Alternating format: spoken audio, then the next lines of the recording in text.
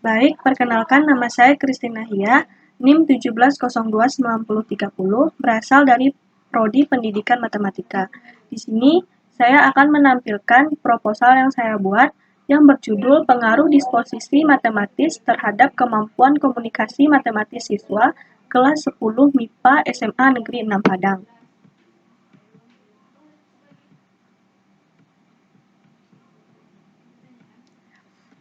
Bab 1. Latar belakangnya, pendidikan saat ini sudah menjadi sebuah kebutuhan. Kemajuan serta kesejahteraan yang menjadi harapan setiap bangsa akan sulit dicapai jika tidak ada perhatian besar terhadap dunia pendidikan. Melalui pendidikan yang berkualitas, maka akan menghasilkan manusia-manusia yang kelak akan menjadi aset yang berharga bagi bangsa dan negara. Karena itu, dapat dikatakan bahwa pendidikan sesungguhnya merupakan investasi jangka panjang bagi sebuah negara dan yang perlu diupayakan saat ini khususnya oleh bangsa Indonesia. Berbagai peraturan tentang sistem pendidikan nasional yang tertera dalam Undang-Undang Nomor 20 Tahun 2003 dibuat untuk mendukung pendidikan dalam rangka mencerdaskan kehidupan bangsa sebagaimana tercantum dalam pembukaan Undang-Undang Dasar 1945. Matematika sebagai salah satu pelajaran wajib yang diajarkan dari mulai jenjang pendidikan dasar hingga perguruan tinggi memiliki peranan yang sangat penting untuk mempelajari pelajaran-pelajaran lain yang erat kaitannya dengan matematika maupun dalam kehidupan sehari-hari. Untuk itulah,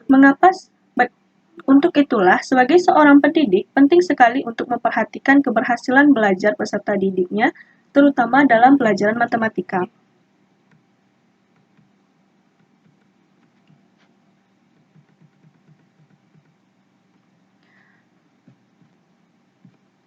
Dalam mengajarkan matematika, penting sekali untuk tidak hanya berfokus pada hasil belajarnya tanpa memperhatikan proses terbentuknya hasil tersebut. Sebab, hasil bisa tercapai secara optimal jika faktor-faktor yang membentuk keberhasilan itu juga diperhatikan secara baik dan benar. Faktor-faktor tersebut diantaranya adalah kemampuan-kemampuan dasar matematis yang harus dimiliki oleh siswa terhadap sikap positif yang dimiliki siswa dalam mempelajari matematika, atau yang disebut dengan disposisi matematis.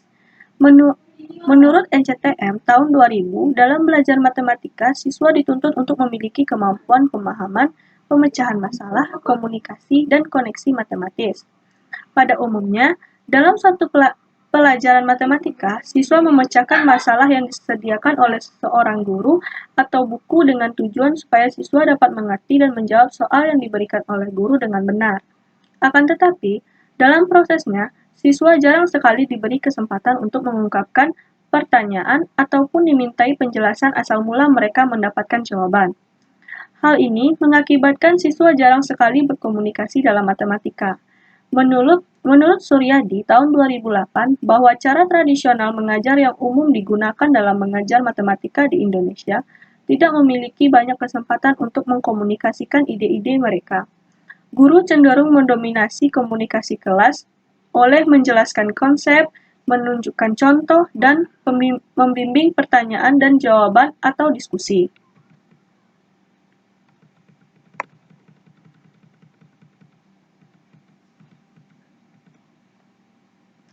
Terdapat sedikitnya dua alasan penting yang diungkapkan Barodi tentang mengapa komunikasi dalam matematika perlu ditumbuh kembangkan di kalangan siswa, yakni Mathematics as Language and Mathematics Learning as Social Activity dalam UMAR tahun 2012, yaitu Mathematics as Language artinya matematika tidak hanya sekedar alat bantu berpikir, alat untuk menemukan pola, menyelesaikan masalah, atau mengambil kesimpulan. Tetapi, matematika juga suatu alat yang berharga untuk mengkomunikasikan berbagai ide secara tepat, secara jelas, secara tepat, dan cermat. Mathematics Learning as Social Activity artinya sebagai aktivitas sosial dalam pembelajaran matematika. Matematika juga sebagai wahana interaksi antara siswa dan juga komunikasi antar guru dan siswa. Hal ini menentukan bahwa komunikasi dalam matematika berguna dalam kehidupan dan memiliki peranan penting dalam membangun sebuah komunitas matematika. Kemampuan komunikasi matematis berkaitan erat dengan kemampuan kognitif siswa.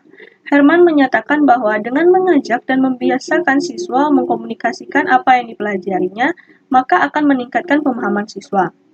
Hal ini menunjukkan ketika siswa mampu mengkomunikasikan apa yang dipelajarinya, maka dapat terlihat sejauh mana pemahaman siswa terhadap materi yang diajarkan. Selain kemampuan komunikasi, disposisi juga memiliki peran penting dalam pembelajaran matematika. Disposisi matematis diartikan sebagai sikap siswa terhadap matematika, di mana sikap yang diharapkan adalah sikap positif dalam belajar matematika. Katz mengatakan bahwa dalam kutipan Mahmudi menyatakan bahwa disposisi merupakan kecenderungan untuk berperilaku secara sadar, teratur, dan sukarela untuk mencapai tujuan tertentu yang ditandai dengan perilaku seperti percaya diri, gigih, ingin tahu, dan berpikir fleksibel.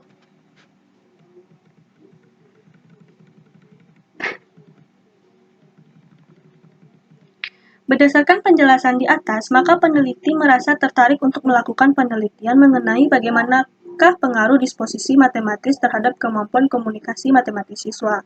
Oleh karena itu, penelitian yang akan peneliti lakukan berjudul Pengaruh Disposisi Matematis Terhadap Kemampuan Komunikasi Matematis Siswa Kelas 10 MIPA SMA Negeri 6 Padang. Dengan rumusan masalah, berdasarkan latar belakang masalah yang telah diuraikan di atas, maka rumusan masalah dalam penelitian ini adalah adakah pengaruh disposisi matematis terhadap kemampuan komunikasi matematis siswa kelas 10 MIPA di SMA Negeri 6 Padang? Dengan tujuan penelitian, berdasarkan latar belakang dan rumusan masalah di atas, maka penelitian ini bertujuan untuk mendeskripsikan bagaimana pengaruh disposisi matematis terhadap kemampuan komunikasi matematis siswa kelas 10 MIPA di SMA Negeri 6 Padang. Selanjutnya, itu adalah manfaat penelitian. Manfaat yang ingin diperoleh dari penelitian ini adalah yang pertama, bagi guru, dengan adanya penelitian ini memberikan informasi tentang pengaruh disposisi matematis terhadap kemampuan komunikasi matematis siswa kelas 10 MIPA di SMA Negeri 6 Padang. Bagi siswa dapat meningkatkan kemampuan komunikasi matematis dan ketekunan serta rasa percaya diri dalam pembelajaran matematika. Bagi peneliti, dengan adanya penelitian ini dapat memberikan pengalaman bagi peneliti sebelum terjun di dalam dunia pendidikan. Selain itu, penelitian ini juga dapat membantu peneliti untuk mengetahui pengaruh disposisi matematis terhadap kemampuan komunikasi matematis siswa. Yang keempat, bagi peneliti lainnya, memberikan referensi bagi peneliti lainnya mengenai pengaruh disposisi matematis terhadap kemampuan komunikasi matematis siswa.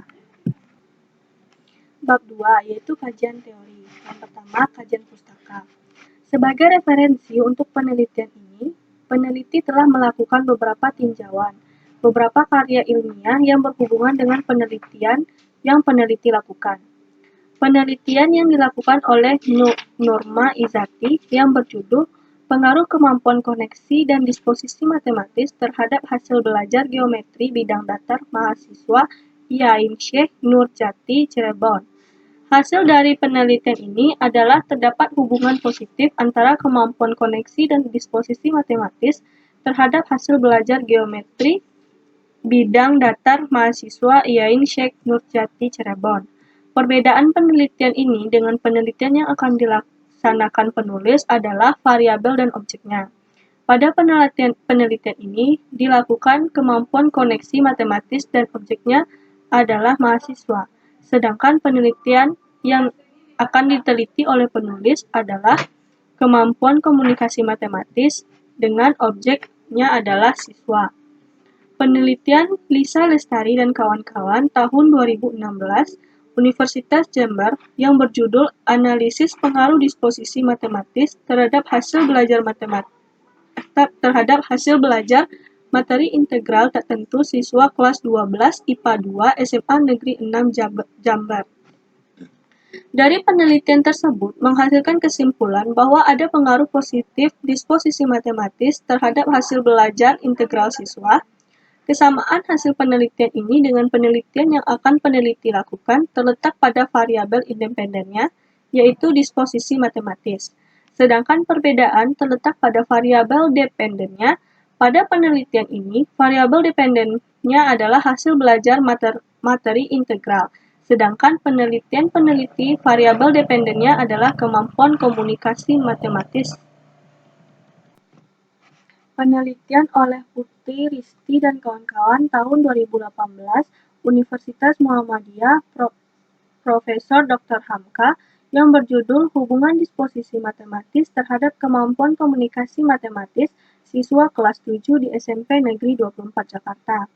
Hasil dari penelitian ini dilakukan dengan pengujian hipotesis menggunakan analisis kolerasi. Didapat RxY sama dengan 0,591. Koefisien determinasi diperoleh sebesar 3,34,94, artinya kontribusi disposisi matematis terhadap kemampuan komunikasi matematis siswa sebesar 34,94%. Uji keberartian kolerasi menggunakan uji T, didapat T hitung sama dengan 4,689 besar dari 1,683 sama dengan T tabel, yang berarti H0 ditolak. Sehingga hasil penelitian ini dapat disimpulkan bahwa terdapat hubungan disposisi matematis dengan kemampuan komunikasi matematis siswa. Hal ini sama dengan penelitian yang peneliti ajukan. Adapun perbedaan dengan peneliti terletak pada objek penelitiannya. Selanjutnya, itu landasan teori. Yang pertama, disposisi matematis. Pengertian disposisi matematis. NCTM tahun 1989 menyatakan disposisi matematis adalah keterkaitan dan apresiasi terhadap matematika, yaitu suatu kecenderungan untuk berpikir dan bertindak dengan cara yang positif. Disposisi siswa terhadap matematika terwujud melalui sikap dan tindakan dan memilih pendekatan menyelesaikan tugas. Apakah dilakukan dengan cara percaya diri, keingintahuan mencari alternatif, tekun, dan tertantang serta kecenderungan siswa merefleksi cara berpikir yang dilakukannya. Refleksi adalah cara berpikir tentang apa yang baru dipelajarinya atau berpikir ke belakang tentang apa-apa yang sudah dilakukan di masa lalu. Refleksi merupakan respon terhadap kejadian, aktivitas, atau pengetahuan yang baru diterima. Refleksi siswa akan terlihat pada saat siswa berdiskusi, pertanyaan langsung tentang materi pelajaran yang diperolehnya pada hari ini, catatan, dan hasil kerjanya. Disposisi adalah kecenderungan secara sadar pada manusia yang ditunjukkan ketika berinteraksi dengan sesama. Sehingga dapat disimpulkan bahwa disposisi dapat menunjukkan karakteristik seseorang. Disposisi dapat dibentuk melalui pembentukan karakter. Siswa saat usia sekolah sangat cocok untuk melakukan pembentukan karakter, karena siswa dapat memiliki kebiasaan yang lebih baik, terutama saat belajar. Siswa yang memiliki kebiasaan positif akan menumbuhkan disposisi.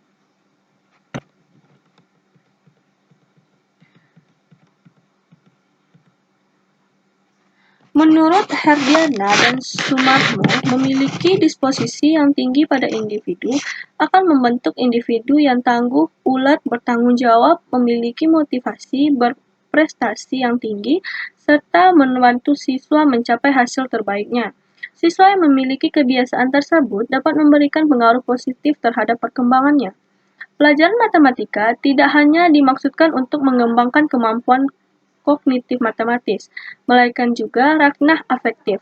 Salah satu yang menjadi aspek penting ranah afektif siswa yang berpengaruh adalah pandangan positif siswa terhadap matematika atau disposisi matematis.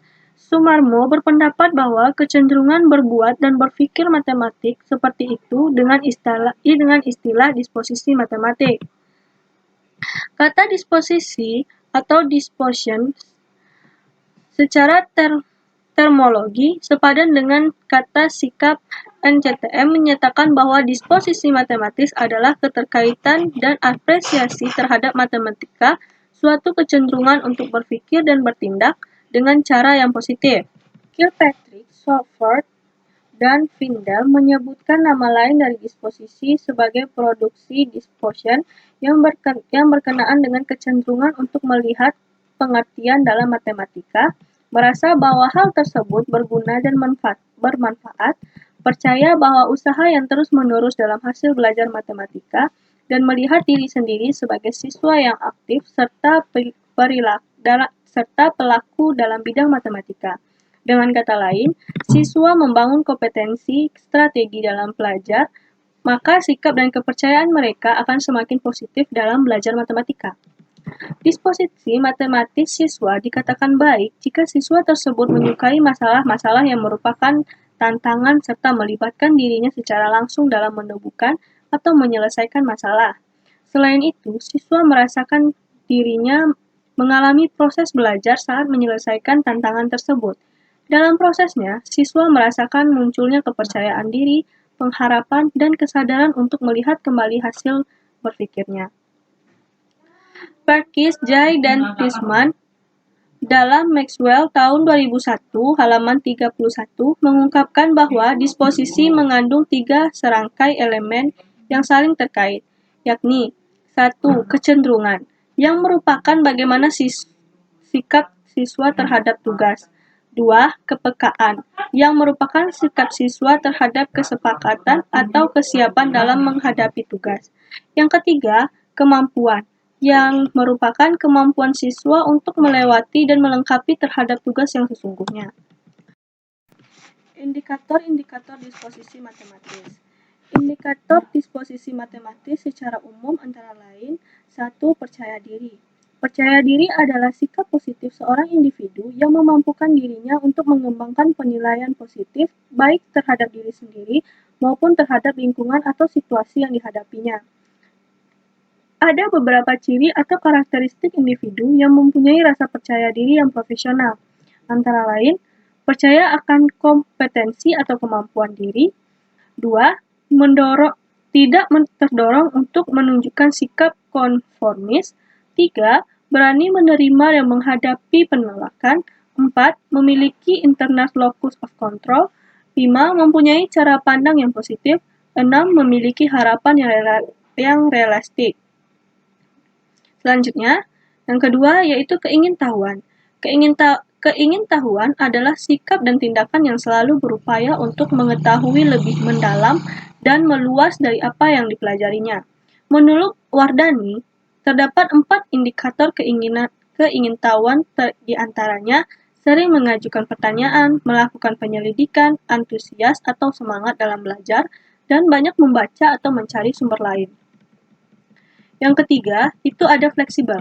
Fleksibel atau keterbukaan merupakan perwujudan sifat jujur, rendah hati, adil, mau menerima pendapat, kritik dari orang lain. Dalam Kamus Besar Bahasa Indonesia, fleksibel adalah hal terbuka, perasaan toleransi, dan hati-hati serta merupakan landasan untuk berkomunikasi. Sifat fleksibel ditunjukkan dengan kerjasama atau berbagi pengetahuan, menghargai pendapat yang berbeda, berusaha mencari solusi atau strategi lain. 4. Bertekad kuat. Sifat bertekad kuat ditunjukkan dengan sifat gigih. Menurut KBBI, gigih adalah keteguhan memegang pendapat atau mempertahankan pendirian dan sebagainya. Keuletan atau dalam berusaha. Menurut Wardani, tekun serta bersungguh-sungguh dalam pelajaran matematika serta menghadapi masalah dan tugas matematika seperti mengerjakan latihan dan PR. NCTM dalam standar 10 tahun 1989 halaman 233 membuat beberapa indikator mengenai disposisi matematis. Antara lain, yang pertama, yaitu rasa percaya diri dalam menggunakan matematika, memecahkan masalah, mengkomunikasikan gagasan, dan memberikan alasan. Kedua, fleksibilitas dalam menyelidiki gagasan matematik dan berusaha mencari metode alternatif dalam memecahkan masalah. Yang ketiga, tekun mengerjakan tugas matematik. Yang keempat, minat, rasa ingin tahu, dan daya temu dalam melakukan tugas matematik. 5. Cenderung memonitor dan merefleksikan kinerja dan penalaran mereka sendiri. 6. Menilai aplikasi matematika ke situasi lain dalam bidang lainnya dan pengalaman sehari-hari. Selanjutnya, penghargaan peran matematika dalam kultur dan nilai matematika sebagai alat dan bahasa. Sedangkan menurut Sabian, pada tahun 2008 halaman 33 menyatakan untuk mengukur di posisi matematis siswa, indikator yang digunakan adalah sebagai berikut. Yang pertama, menunjukkan gairah atau antusias dalam belajar matematika. Yang kedua, menunjukkan perhatian yang serius dalam belajar matematika. Yang ketiga, menunjukkan kegigihan dalam menghadapi permasalahan. Yang keempat, menunjukkan rasa percaya diri dalam belajar dan menyelesaikan masalah. Yang kelima, menunjukkan rasa ingin tahu yang tinggi. Yang keenam, menunjukkan kemampuan untuk berbagi dengan orang lain. Sedangkan menurut Wardani, tahun 2008, halaman 232, aspek-aspek yang diukur dalam disposisi matematika adalah yang pertama, kepercayaan diri dengan indikator percaya diri terhadap kemampuan atau keyakinan. Yang kedua, keingintahuan terdiri dari 4 indikator, yaitu sering mengajukan pertanyaan, melakukan penyelidikan, antusias atau semangat dalam belajar, dan banyak membaca diri dari sumber lain. Yang ketiga, ketekunan dengan indikator gigih, tekun, atau perhatian atau kesungguhan. 4. Fleksibilitas yang terdiri dari 3 indikator, yaitu kerjasama atau berbagi pengetahuan, menghargai pendapat yang berbeda, berusaha mencari solusi atau strategi lain, reflektif. Yang kelima, reflektif, terdiri dari 2 indikator, yaitu bertindak dan berhubungan dengan matematika, menyukai atau rasa senang terhadap matematika.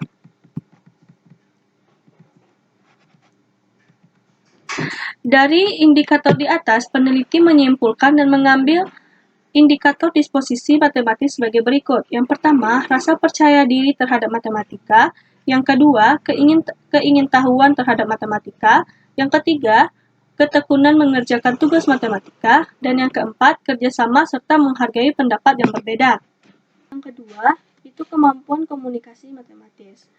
Kemampuan adalah kesanggupan yang dimiliki seseorang dalam melaksanakan tugas dan kewajibannya dan pembawaan seseorang dari sebuah latihan. Yang kedua, itu komunikasi. Istilah komunikasi berpangkal pada perkataan Latin komunis yang artinya membuat kebersamaan atau membangun kebersamaan antar dua orang atau lebih. Komunikasi juga berasal dari akar kata dalam bahasa Latin communico, yang artinya membagi. Menurut Harjana, komunikasi diartikan sebagai proses penyampaian makna dalam bentuk gagasan atau informasi dari seseorang kepada orang lain melalui media tertentu. Demikian pula, Herdiana mengemukakan komunikasi merupakan suatu keterampilan yang sangat penting dalam kehidupan manusia dan merupakan suatu alat bagi manusia untuk berhubungan dengan orang lain di lingkungannya, baik secara verbal maupun tertulis. Unsur-unsur dalam proses komunikasi antara lain, yang pertama itu sender, yaitu komunikator yang menyampaikan pesan kepada seseorang atau sejumlah orang. Yang kedua, yaitu ada encoding, yaitu penyandian, yakni proses pengalihan pikiran ke dalam bentuk lambang. Yang ketiga, itu ada message, atau pesan yang merupakan seperangkat lambang yang bermakna yang disampaikan oleh komunikator. Yang keempat, itu media, saluran komunikasi tempat berlalunya pesan dari komunikator kepada komunikan. Yang kelima, itu ada decoding, yaitu pengawasan dian, yaitu proses di mana komunikan menetapkan makna pada lambang yang disampaikan oleh komunikator kepadanya. Yang keenam, yaitu ada receiver, yaitu komunikan yang menerima pesan dari komunikator. Yang ketujuh, itu ada respons, atau tanggapan seperangkat reaksi pada komunikasian setelah diterpa pesan. Yang kedelapan, ada feedback, yaitu umpan balik, yakni tanggapan komunikan apabila tersampaikan atau disampaikan kepada komunikator. Yang kesembilan, yaitu noise, atau gangguan yang tak terencana terjadi dalam proses komunikasi sebagai akibat diterimanya pesan lain oleh komunikan yang berbeda dengan pesan yang disampaikan oleh komunikator kepadanya. Selanjutnya, itu komunikasi matematis. Baron mengungkapkan bahwa a mathematic like a painter or poet is a maker parents if his are more permanent than their It is because they are made of ideas. Idea. Komunikasi adalah suatu proses di mana sumber meneruskan pesan kepada penerima melalui beragam saluran. Istilah matematika berasal dari kata Yunani, matein atau mantein, yang berarti mempelajari. Matematika merupakan ilmu dasar untuk mempelajari perkembangan ilmu pengetahuan dan teknologi yang dipelajari oleh semua siswa, mulai dari kalangan sekolah dasar hingga perguruan tinggi. Pelajaran matematika yang dapat diberikan di sekolah tidak dalam rangka pendidikan tertentu yang dapat menjadikan matematika sebagai ilmu penunjangnya, tetapi juga dalam rangka pembentukan sikap dan kepribadian agar berpikir logis, rasional, dan sistematis. Sumarno mengatakan bahwa matematika memberi peluang berkembangnya kemampuan menalar yang logis, sistematik, kritis, dan cermat, kreatif, menumbuhkan rasa percaya diri, dan rasa keindahan terhadap keteraturan sifat matematika.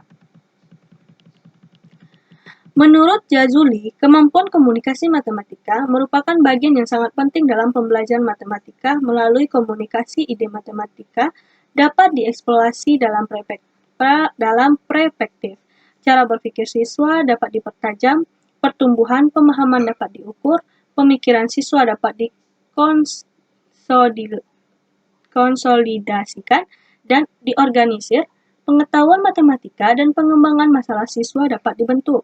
Herdian mengungkapkan pendapat yang berbeda bahwa kemampuan komunikasi matematis dapat diartikan sebagai suatu kemampuan siswa dalam menyampaikan sesuatu yang diketahuinya melalui peristiwa dialog atau saling berhubungan yang terjadi di lingkungan kelas, di mana terjadi pengalihan pesan. Kemampuan komunikasi matematis sangat amat penting dalam kegiatan belajar matematika secara lisan tertulis, dalam mengajukan pernyataan, menjawab pernyataan siswa, serta cara siswa menjawab pertanyaan guru atau siswa lainnya. Sedangkan kemampuan komunikasi matematis terlukis pada cara siswa menyelesaikan instrumen tes yang diberikan. Kompetensi lulusan berdasarkan nomor 23 tahun 2006 adalah siswa dapat mengkomunikasikan gagasan dengan simbol, tabel, diagram, atau media lain untuk memperjelas keadaan masalah. Kemampuan komunikasi matematis dalam pembelajaran matematika berfungsi untuk meningkatkan kemampuan matematika. Siswa dilatih untuk dapat mengkomunikasikan penyelesaian masalah dengan bahasa sendiri dan bahasa matematika sendiri, serta mampu menyampaikan ide-ide matematika. Siswa yang memiliki kemampuan komunikasi matematis akan mendapat pemahaman pembelajaran yang lebih bermakna. Dengan menuliskan cara penyelesaian yang lebih rinci, siswa akan lebih memahami apa yang sedang ia kerjakan dalam proses belajar. Pengertian lain tentang komunikasi matematik dikemukakan oleh Robrek dan Caire. Smart itu terdapat pada Sumarno pada tahun 2005, yaitu menghubungkan benda nyata, gambar, dan diagram ke dalam ide matematika, menjelaskan ide, situasi, dan relasi matematika secara lisan atau tulisan dengan benda nyata, gambar, grafik, dan aljabar. Menyatakan peristiwa sehari-hari dalam bahasa atau simbol matematika, mendengarkan, berdiskusi, dan menulis tentang matematika, membaca dengan pemahaman suatu presentasi matematika tertulis, membuat konjektur, menyusun argumen, merumuskan definisi dan generalisasi, menjelaskan dan membuat pertanyaan tentang matematika yang telah dipelajari.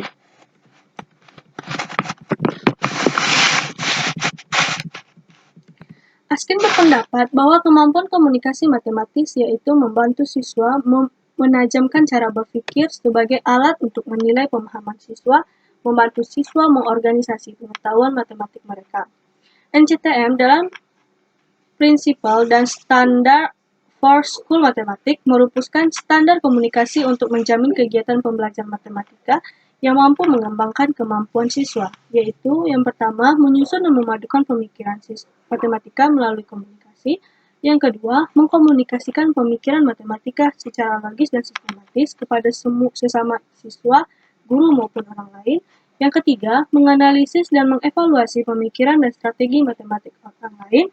Yang keempat, menggunakan bahasa matematik untuk mengekspresikan ide matematis secara tepat. Lebih lanjut, Kadir pada tahun 2008 mengungkapkan bahwa pengukuran kemampuan komunikasi matematis siswa dapat dilakukan dengan pemberian skor terhadap kemampuan siswa dalam memberikan jawaban soal dengan menggambar, membuat ekspresi matematik, dan menuliskan jawaban dengan bahasa sendiri. Pemberian skor jawaban siswa disusun berdasarkan 3 kemampuan, yaitu yang pertama menulis, yaitu menjelaskan ide atau solusi suatu permasalahan atau gambar dengan menggunakan bahasa sendiri. Yang kedua menggambar, yaitu menjelaskan ide atau solusi dari permasalahan matematika dalam bentuk gambar. Yang ketiga, ekspresi matematika, yaitu menyatakan masalah atau peristiwa sehari-hari dalam bahasa model matematika. Menurut Barodi, tahun 1993 mengungkapkan terdapat 5 aspek komunikasi. Kelima aspek itu yang pertama adalah representasi, diartikan sebagai yang pertama, bentuk baru dari hasil translasi suatu masalah atau ide, dan yang kedua yaitu translasi suatu diagram dari model fisik ke dalam simbol atau kata-kata. Misalnya, bentuk perkalian ke dalam model konkret, suatu diagram ke dalam bentuk simbol. Representasi dapat membantu anak menjelaskan konsep atau ide dan memudahkan anak mendapatkan strategi pemecahan. Selain itu, dapat meningkatkan fleksibilitas dalam menjawab soal matematika. Yang kedua, yaitu menyimak.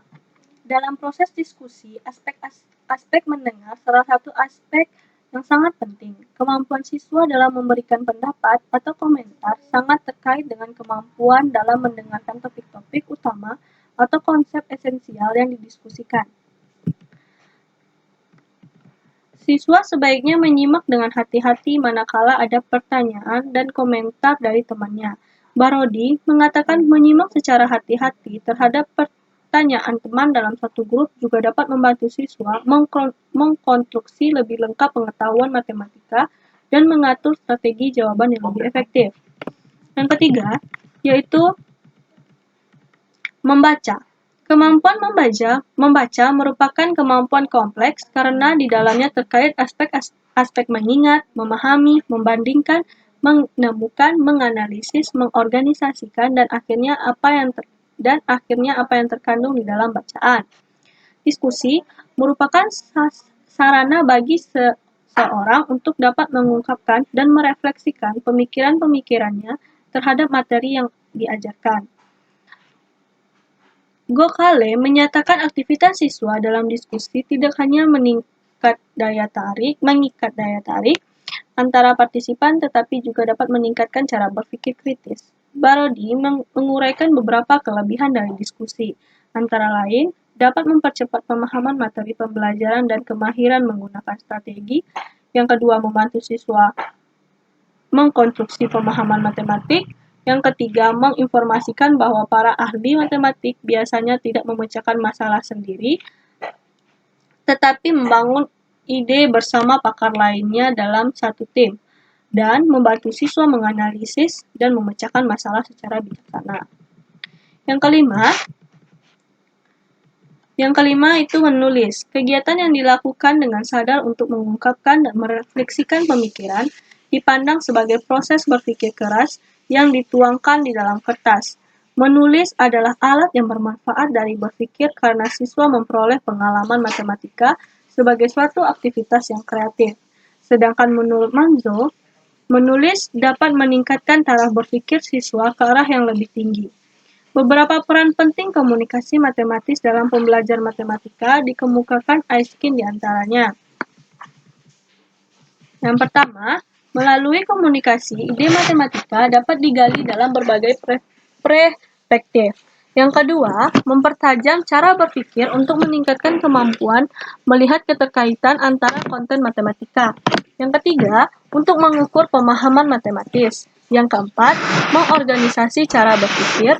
Yang kelima, mengkonstruksikan pengetahuan matematika, mengembangkan pemecahan masalah, meningkatkan penalaran, menumbuhkan rasa percaya diri, serta meningkatkan keterampilan sosial. Yang keenam, kembangkan kemampuan berpikir kritis, rasional, pemecahan masalah, dan keterampilan dalam bersosialisasi melalui writing dan talking.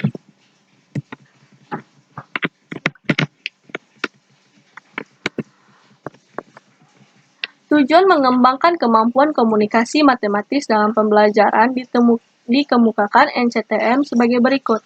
Mengorganisasikan dan menggabungkan cara berpikir matematik, mendorong belajar konsep baru dengan cara menggambar objek, menggunakan diagram, menulis dan menggunakan simbol matematis, mengkomunikasikan pemikiran matematis secara logis dan jelas sehingga mudah dimengerti, menganalisis dan mengevaluasi pemikiran matematik dan strategi lain, mengeksplorasi, mencari cara dan strategi lain dalam menyelesaikan masalah. Yang keempat, menggunakan bahasa matematik untuk mengekspresikan ide-ide dengan benar. Karmo mengemukakan bahwa pengembangan bahasa dan simbol dalam matematika bertujuan untuk mengkomunikasikan matematika sehingga siswa dapat, yang pertama, merefleksikan dan menjelaskan pemikiran siswa mengenai ide dan hubungan matematika. Yang kedua, yaitu memformulasikan definisi matematika dan generalisasi melalui metode penemuan, menyatakan ide matematika secara lisan dan tulisan. Yang ketiga, membaca wacana matematik dengan pemahaman. Yang keempat, mengklarifikasi dan memperluas pertanyaan terhadap matematika yang dipelajarinya. Yang kelima, menghargai keindahan dan kekuatan notasi matematika dan peranannya dalam mengembangkan ide matematika.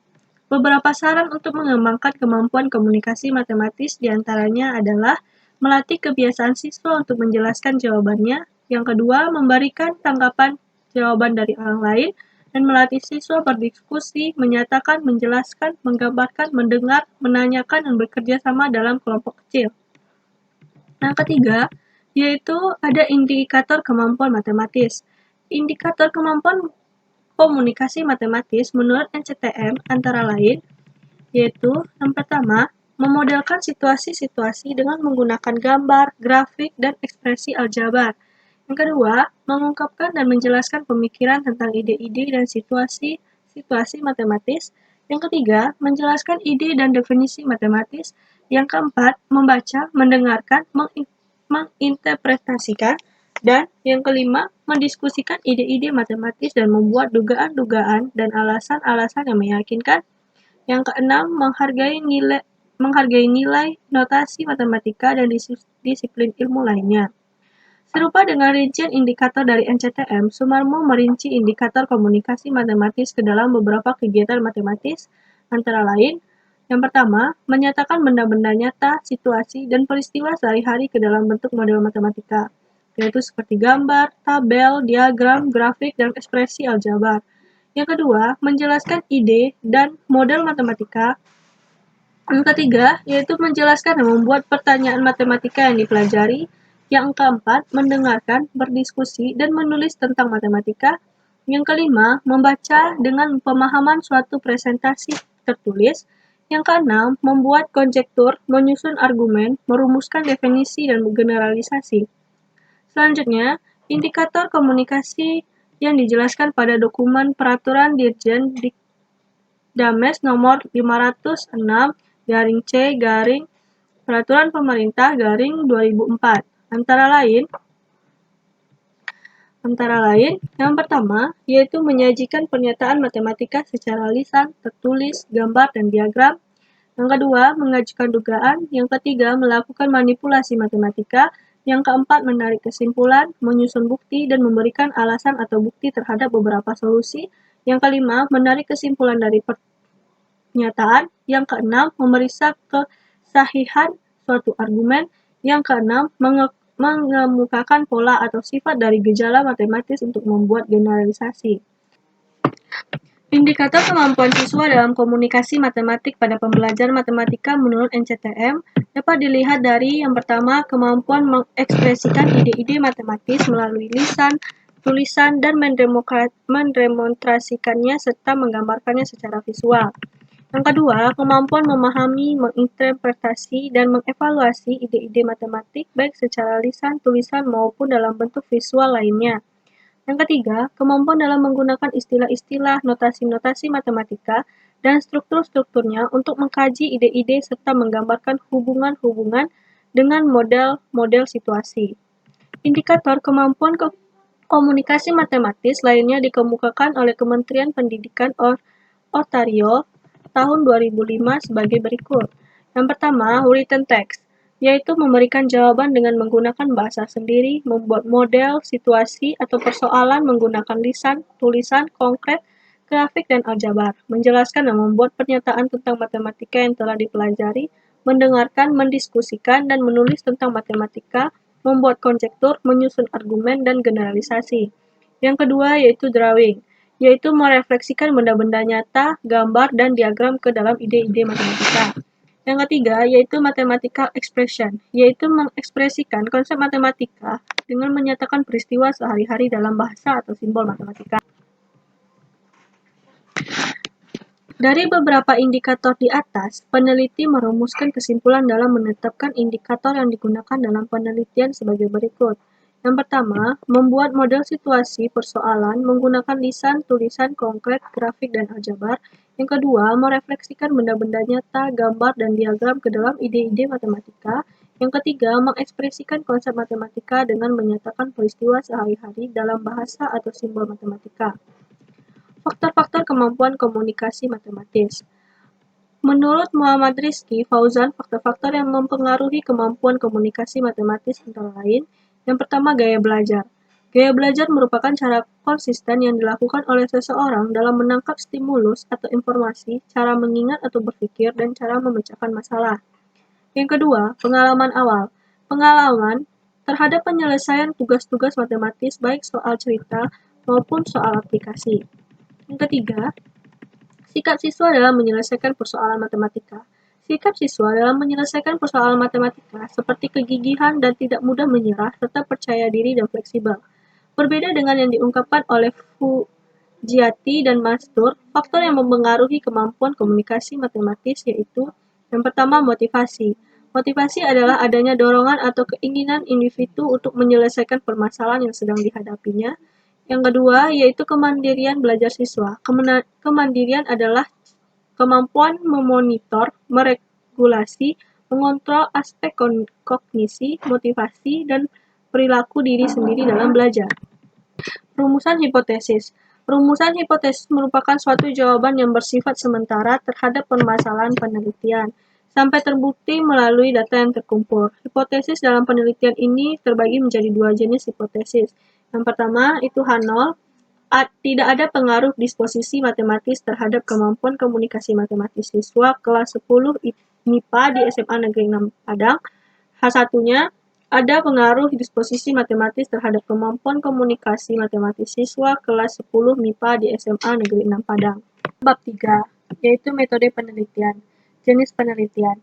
Jenis penelitian yang peneliti gunakan adalah penelitian lapangan atau field research, yang berarti penelitian melakukan penelitian dengan cara mendatangi lokasi dan sumber data untuk mendapatkan data informasi yang dibutuhkan. Pada penelitian ini digunakan pendekatan kuantitatif. Pendekatan kuantitatif yaitu metode penelitian yang ditunjukkan untuk mengembangkan fenomena-fenomena yang berlangsung saat ini atau di masa lampau. Metode yang digunakan dalam penelitian ini yaitu metode survei. Metode ini digunakan untuk mendapatkan data dari tempat tertentu yang alamiah. Tetapi peneliti melakukan perilakuan dalam pengumpulan data, misalnya dengan mengedarkan kuesioner, tes, wawancara, terstruktur, dan sebagainya. Setting penelitian. Lokasi penelitian. Penelitian ini dilakukan di SMA Negeri 6 Padang dengan pertimbangan belum pernah ada penelitian tentang pengaruh disposisi matematis terhadap kemampuan komunikasi matematis siswa di sekolah tersebut. Waktu penelitian ini dilaksanakan pada tanggal 10 Januari 2020 sampai 10 Maret 2020. Populasi dan sampel penelitian. Yang pertama, populasi. Populasi adalah semua anggota kelompok manusia, binatang, atau peristiwa atau benda yang tinggal bersama dalam suatu tempat secara terencana menjadi target kesimpulan dari hasil akhir suatu penelitian. Menurut Sugiono, populasi adalah wilayah generalisasi yang terdiri atas objek atau subjek yang mempunyai kualitas dan karakteristik tertentu yang ditetapkan oleh peneliti untuk dipelajari kemudian ditarik kesimpulannya. Populasi dalam penelitian ini adalah seluruh siswa kelas 10 MIPA SMA Negeri 6 Padang yang berjumlah 160 siswa dengan 5 rombongan belajar. Distribusi penyebaran dapat dilihat pada tabel di bawah ini. Yaitu pada kelas 10 MIPA 1 sampai 10 MIPA 5 itu masing-masing kelas berjumlah 32 siswa. Selanjutnya adalah sampel. Sampel adalah sebagian atau wakil dari populasi yang diteliti. Sampling atau pengambilan sampel dilakukan karena seseorang peneliti tidak mungkin meneliti seluruh penelitian, apalagi jika populasi tersebut relatif besar. Dalam penelitian ini, pengambilan sampel menggunakan teknik sample random sampling, yaitu cara pengambilan sampel secara acak dari anggota populasi tanpa memperdulikan tingkatan. Teknik sampling ini biasanya digunakan apabila anggota populasi dianggap homogen. Peneliti menggunakan teknik yang disebabkan karena populasi SMA Negeri 6 Padang yang homogen. Untuk menentukan ukuran sampel dari populasi, peneliti menggunakan rumus Slovin, yaitu N sama dengan N per N ditambah 1 ditambah N D kuadrat, di mana N kecil itu ukuran sampel yang dibutuhkan, dan N adalah jumlah populasi, dan D adalah batas kesalahan yang diperkenankan, yaitu 5 atau 10%. Dalam pengambilan data sampel ini, maka hasil yang diperoleh melalui perhitungan nilai kritis batas ketelitian 5% adalah sebagai berikut. Teman-teman dapat melihat hasil pencariannya, sehingga didapat N adalah 114,28 atau estimasinya adalah 115. Berdasarkan hasil tersebut, maka jumlah sampel minimal adalah 115 siswa. Karena terdapat 5 rombongan belajar, maka sampel akan diambil dari masing-masing kelas sesuai dengan perhitungan agar terambil jumlah yang profesional sesuai dengan siswa masing-masing kelas. Perhitungan dilakukan seperti yang kelas dengan jumlah siswa 32 anak, yaitu 32 per 160 dikali 115 sama dengan 23,6 atau diestimasikan yaitu 24. Dapat perhitungan tersebut, adapun sampel yang diambil oleh peneliti dapat dilihat pada tabel di bawah ini. Yaitu jumlah sampel penelitian dari kelas 10 1 sampai 10 5 itu 24 siswa dengan jumlah 120 siswa. Selanjutnya yaitu variabel penelitian dan indikator penelitian. Variabel penelitian adalah suatu atribut atau sifat atau nilai dari orang, objek, atau kegiatan yang mempunyai variasi tertentu yang ditetapkan oleh peneliti untuk dipelajari dan kemudian ditarik kesimpulannya. Variabel merujuk pada karakteristik atau atribut seseorang individu atau suatu organisasi yang dapat diukur untuk dapat diobservasi. Variabel dibedakan menjadi dua instrumen bebas atau disebut dengan independen, dan instrumen terikat atau disebut dengan dependen. Variabel bebas atau instrumen independen adalah variabel independen merupakan instrumen yang mempengaruhi atau yang menjadi sebab perubahan atau timbulnya instrumen dependen. Pada penelitian ini, instrumen independennya adalah disposisi matematis. Indikator disposisi matematis menurut Surmono adalah yang pertama, rasa percaya diri dalam menggunakan matematika, menyelesaikan masalah, memberi instrumen dan mengkomunikasikan gagasan. Yang kedua, fleksibilitas dalam menyelidiki gagasan matematis dan berusaha mencari metode instrumen dalam menyelesaikan masalah. Yang ketiga, tekun mengerjakan tugas matematika. Yang keempat, memiliki minat dan rasa ingin tahu dan daya temu dalam melakukan tugas matematika. Yang kelima, memonitor dan merefleksi performance yang dilakukan. Yang keenam, menilai aplikasi matematika ke situasi lain dalam matematika dan pengalaman sehari-hari. Yang keenam, mengapresiasi peran matematika dalam kultur dan nilai matematika sebagai alat dan sebagai bahasa. Dari beberapa ciri tersebut, peneliti menyimpulkan dan mengambil indikator disposisi matematis sebagai berikut, yaitu rasa percaya diri dalam menggunakan matematika, fleksibilitas dalam menyelesaikan masalah matematika, tekun mengerjakan tugas matematika, dan minat dan rasa ingin tahu pada matematika. Yang kedua yaitu variabel terikat atau disebut dengan instrumen dependen, yaitu instrumen yang dipengaruhi atau yang menjadi akibat karena adanya instrumen independen. Dalam penelitian ini, instrumen dependennya adalah kemampuan komunikasi matematis siswa kelas 10 MIPA SMA Negeri 6 Padang. Indikator untuk kemampuan komunikasi matematis antara lain, yang pertama, yaitu menghubungkan benda nyata, gambar, dan diagram ke dalam ide matematika. Yang kedua, menjelaskan ide, situasi, dan relasi matematika secara lisan maupun tulisan dengan benda nyata, gambar, grafik, dan aljabar. Yang ketiga, menyatakan peristiwa sehari-hari dalam bahasa matematika.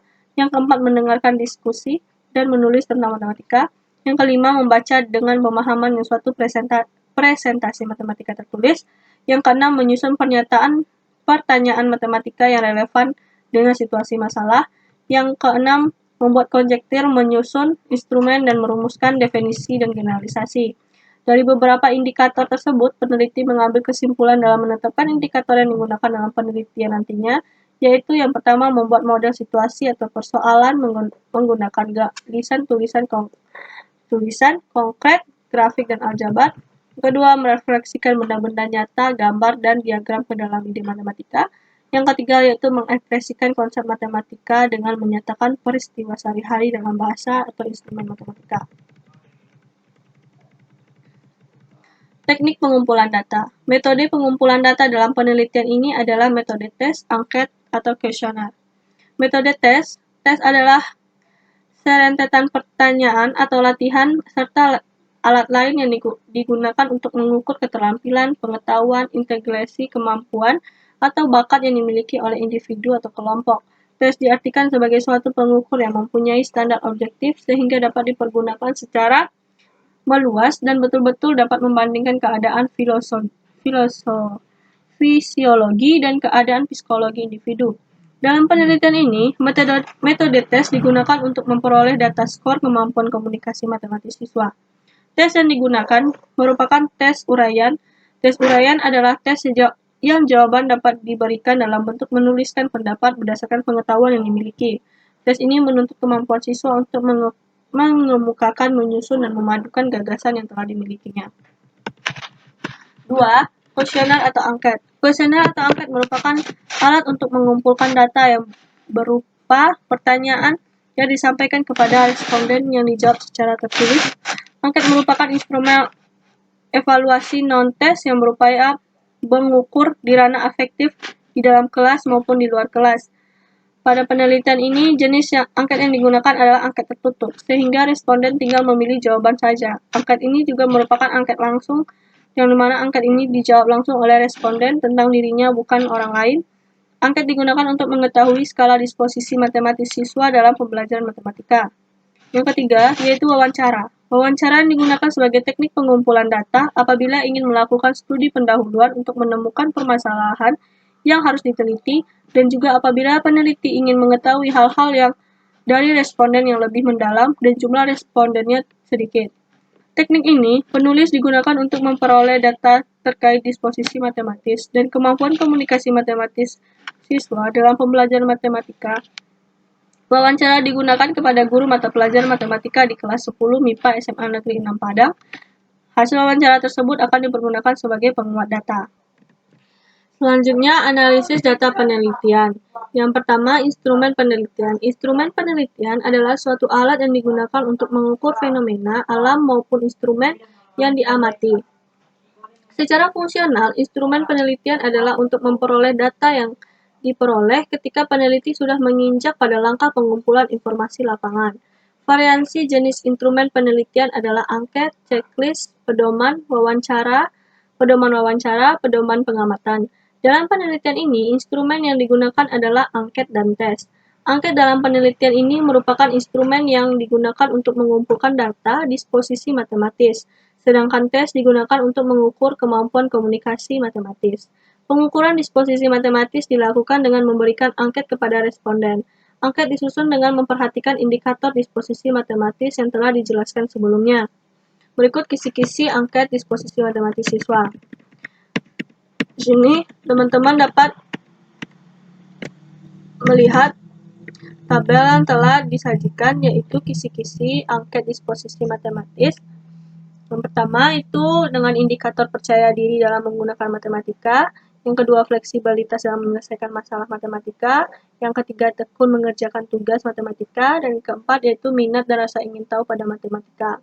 Nah, dapat juga terdapat pada butir pernyataan positif dan negatif dengan jumlah isi angket. Tabel 4 ini yaitu alternatif jawaban dan penskoran angket disposisi matematis. Pengukuran kemampuan komunikasi matematis siswa dilakukan dengan memberikan tes berbentuk uraian dan dibuat berdasarkan indikator kemampuan komunikasi matematis. Penskoran hasil kerja siswa untuk soal tes akan dipandu dengan pedoman penilaian tes kemampuan komunikasi matematis. Petunjuk tersebut dapat dibuat berdasarkan pencapaian terhadap indikator komunikasi matematis yang diamati. Berikut kisi-kisi tes kemampuan komunikasi matematis. Nah, di sini saya memberikan tabel 5 yaitu kisi-kisi tes kemampuan komunikasi, yaitu indikator komunikasi matematis, materi, nomor soal, dan soalnya. Teman-teman bisa melihat.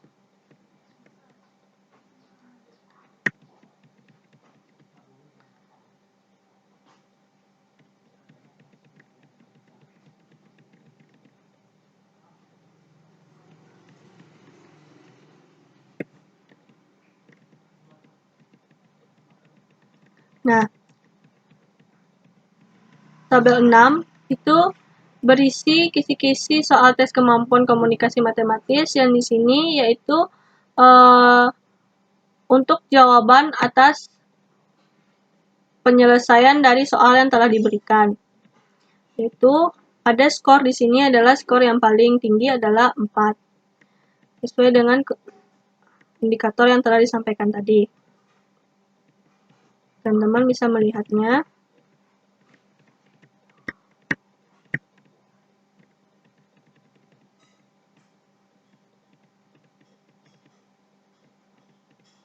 Nah, baik. Yang kedua yaitu ada pengujian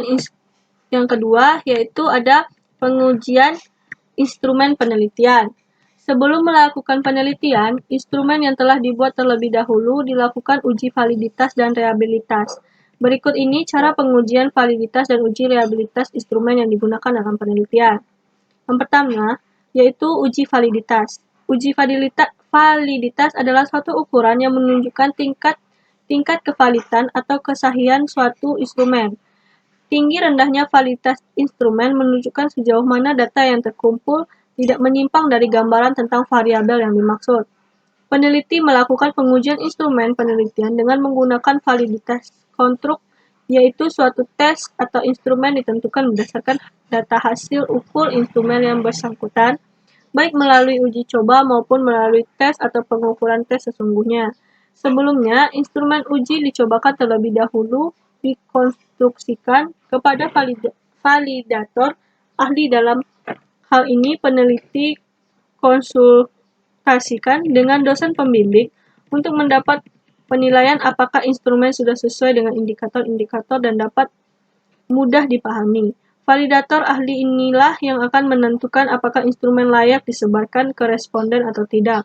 Setelah dikonstruksikan kepada ahli, selanjutnya instrumen diuji cobakan kepada sasaran penelitian yang bukan merupakan subjek penelitian, yaitu 30 siswa kelas 10 SMA Negeri 15 Padang. Dari hasil uji coba tersebut, dicari koefisien korelasi yang kemudian dibandingkan dengan R-tabel untuk menentukan valid tidaknya instrumen. Jika hasilnya R hitung lebih besar daripada R-tabel, maka instrumen dinyatakan valid, dan sebaliknya, jika R hitung kecil sama dengan R-tabel, maka instrumen dinyatakan tidak valid. Untuk mengukur validitas butir soal atau validitas item test digunakan kolerasi produk momen, atau dalam penelitian ini peneliti menggunakan bantuan aplikasi SPSS 22 for Windows untuk mempermudah dalam perhitungan. Berdasarkan hasil uji coba angket dan soal yang telah dilaksanakan, kemudian dihitung dengan menggunakan SPSS, sehingga diperoleh nilai R-tabel untuk N sama dengan 25 dan taraf signifikan adalah 0,05, 0,05 adalah 0,36. Nah, di sini teman-teman dapat melihat tabel 7, yaitu hasil uji validitas instrumen angket disposisi matematik siswa.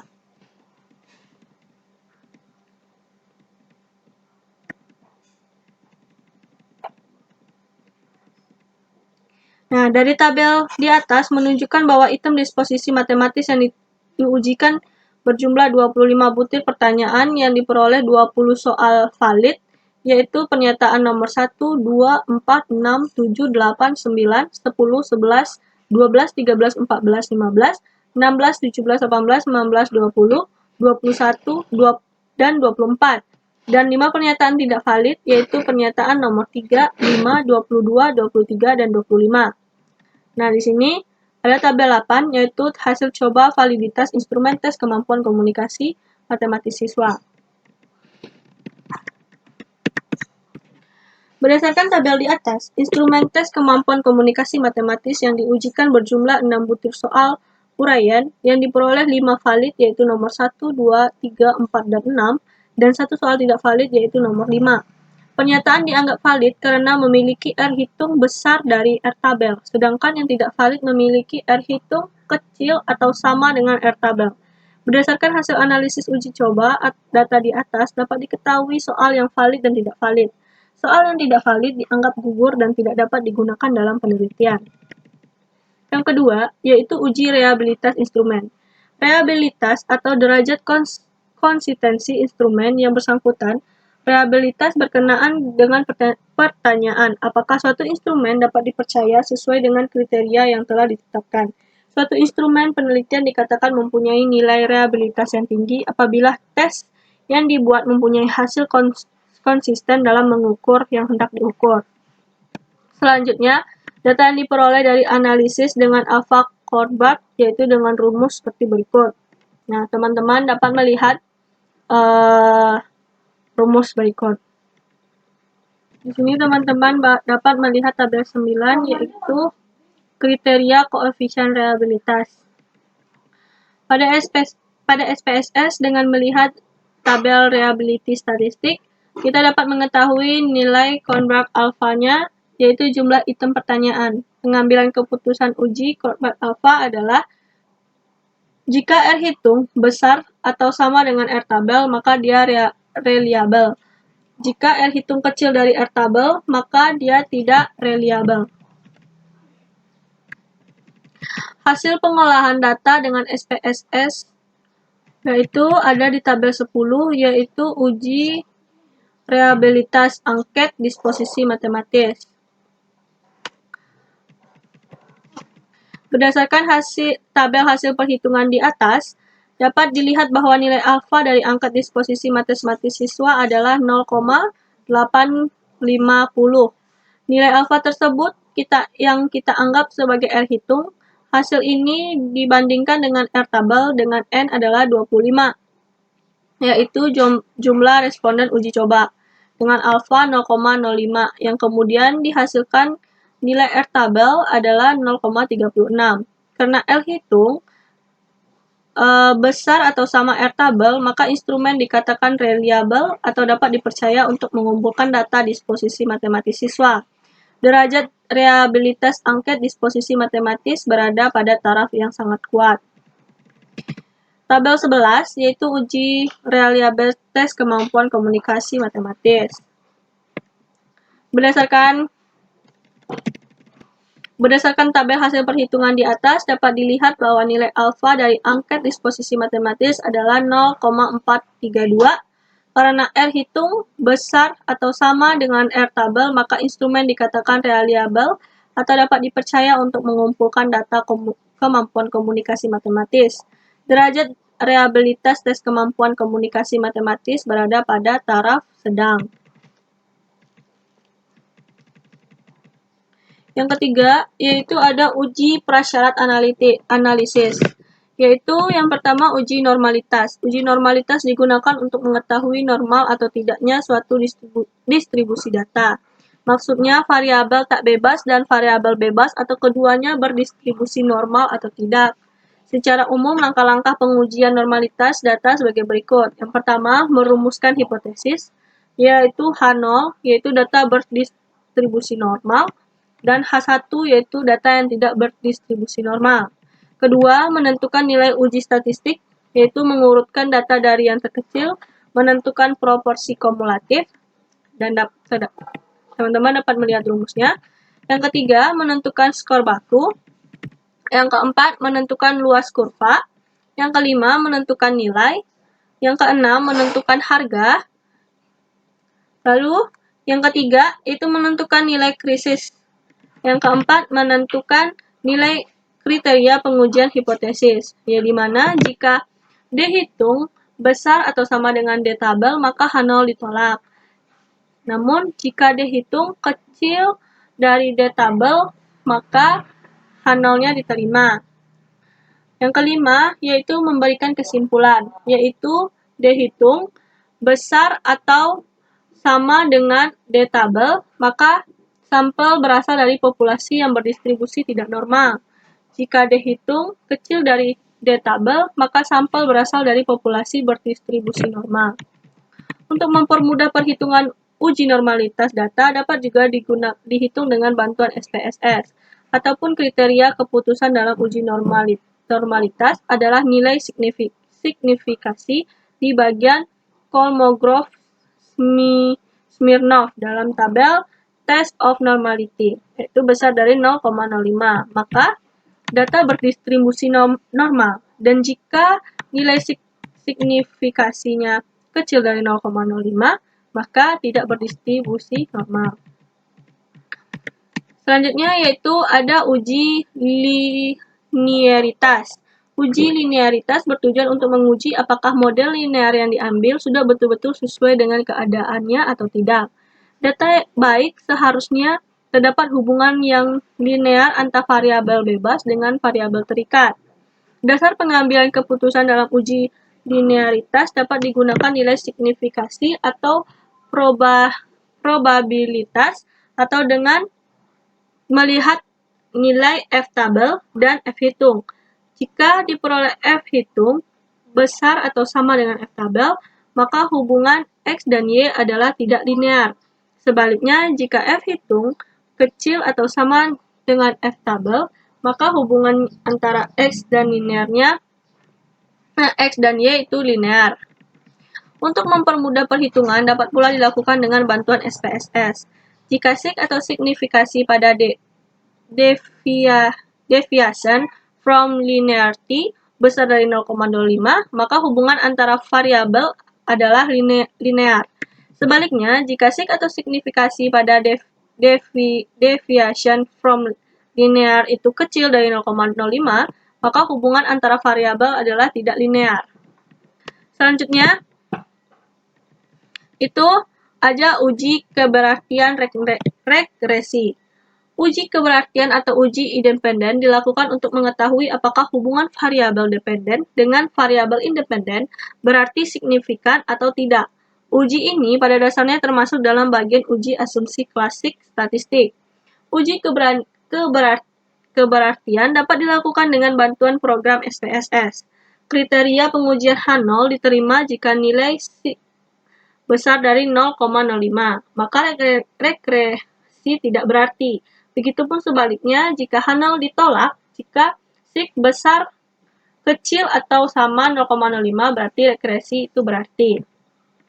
Yang keempat itu ada uji hipotesis. Uji hipotesis merupakan jawaban sementara terhadap rumusan masalah penelitian, di mana rumusan masalah peneliti telah dinyatakan dalam bentuk pertanyaan. Hipotesis 0 menyatakan tidak adanya pengaruh disposisi matematis terhadap kemampuan komunikasi matematis siswa kelas 10 MIPA SMA Negeri 6 Padang, sedangkan hipotesis kerjanya adalah pengaruh disposisi matematis terhadap kemampuan komunikasi matematis siswa kelas 10 MIPA SMA Negeri 6 Padang. Untuk menjawab ini, hipotesis tersebut dilakukan beberapa uji yang diantara lain yaitu analisis regresi sederhana. Regresi linear adalah alat statistik yang dipergunakan untuk mengetahui pengaruh antara satu atau beberapa variabel terhadap satu buah variabel. Yang dimaksud dengan analisis regresi sederhana adalah analisis regresi dengan jumlah variabel pengaruhnya hanya satu, sehingga uji regresi yaitu mengetahui pengaruh antara disposisi matematika terhadap kemampuan komunikasi matematis siswa kelas 10 SMA Negeri 6 Padang. Persamaan umum regresi linear adalah menggunakan rumus berikut. Teman dapat melihat rumusnya. Lalu kita dapat mengujinya dengan uji T. Uji ini dilakukan untuk mengetahui apakah regresi yang ditemukan itu berlaku untuk seluruh populasi yang ada. Dalam penelitian ini dilakukan rumus uji T. Uji T digunakan untuk mengukur signifikasi pengaruh masing-masing variabel tidak bebas dalam memperhatikan variabel-variabel tidak bebas lainnya. Caranya dengan membandingkan antara T hitung dengan T tabel. Jika T hitung besar dari T tabel dengan taraf signifikasi 5% dan derajat kebebasan adalah N dikurang 2, maka H0 ditolak dan HA diterima, yang berarti variabel bebas secara parsial mempunyai pengaruh yang sangat signifikan terhadap variabel terikat. Jika sebaliknya, maka variabel bebas secara parsial tidak mempunyai pengaruh yang signifikan pada variabel terikat. Baik, sekian hasil dari proposal saya. Mohon maaf apabila ada kesalahan dan terima kasih.